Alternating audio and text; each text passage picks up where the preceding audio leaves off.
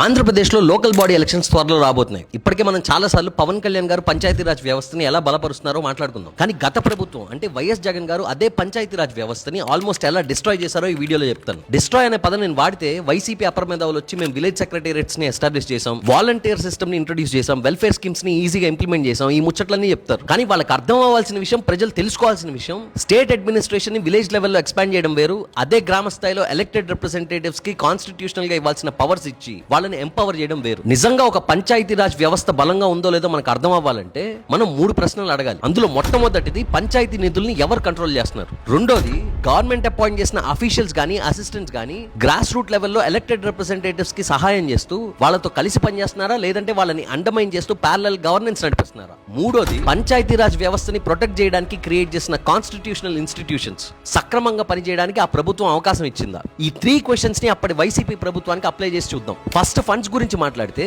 Central finance commission నుంచి వచ్చిన 10,800 కోట్లలో ఈ డబ్బంతా కూడా పంచాయతీలకు చేరాలి. కానీ అందులో 2,265 కోట్లు గ్రామ పంచాయతీల తాలూకా కన్సెంట్ లేకుండా ఏపీ డిస్కామ్స్ కి, ఈఎస్ఎల్ కి డైవర్ట్ చేస్తారు. ఫండ్స్ ని ఎలా ఖర్చు పెట్టాలో లోకల్ పంచాయతీస్ డిసైడ్ చేయాలి. అలా కాకుండా పంచాయతీ నిధుల్ని స్టేట్ కంట్రోల్ అకౌంట్ కింద చూసి 2,265 కోట్లని డైవర్ట్ చేయడం అనేది it was institutional encroachment on Panchayat autonomy. And central government ఇచ్చిన అవే 10,863 కోట్లలో 1000 కోట్లు అసలు రిలీజ్ చేయలేదు. 5 సంవత్సరాల్లో క్యూములేటివ్ గా 1000 కోట్లు రిలీజ్ చేయకుండా ఎందుకు ఆపారు, అవి ఎటు డైవర్ట్ చేశారనే క్వశ్చన్ కి వాళ్ళ దగ్గర సరైన సమాధానం కూడా లేదు. Moving on to the second question. 2019లో YSRCP government village secretariat system ని ఇంట్రొడ్యూస్ చేసినప్పుడు పంచాయతీరాజ్ వ్యవస్థకి అసిస్ట్ చేయడానికి మాత్రమే సెక్రటేరియట్ ఉంటుందని ప్రామిస్ చేశారు. కానీ 2021 మార్చ్ లో వచ్చిన జీవో నెంబర్ 2 ప్రకారం సర్పంచ్ని బొమ్మని చేస్తూ విలేజ్ రెవెన్యూ ఆఫీసర్స్ కి చెక్ డిస్బర్స్మెంట్ పవర్ ఇచ్చింది వైసీపీ ప్రభుత్వం. వెంటనే హైకోర్టు ఇన్వాల్వ్ అయ్యి ఇలాంటి వేషాలే వేయొద్దని 2 మొట్టికాయలు వేసి ఆ జీవో 2 ని సస్పెండ్ చేస్తూ ఇంటరిమ్ ఆర్డర్ పాస్ చేసింది. జుడిషియల్ ఇంటర్వెన్షన్ జరిగినా సరే అప్పటికే వైసీపీ క్రియేట్ చేసిన ఎకోసిస్టమ్ వల్ల ప్రజలు ఏమైనా సమస్య వస్తే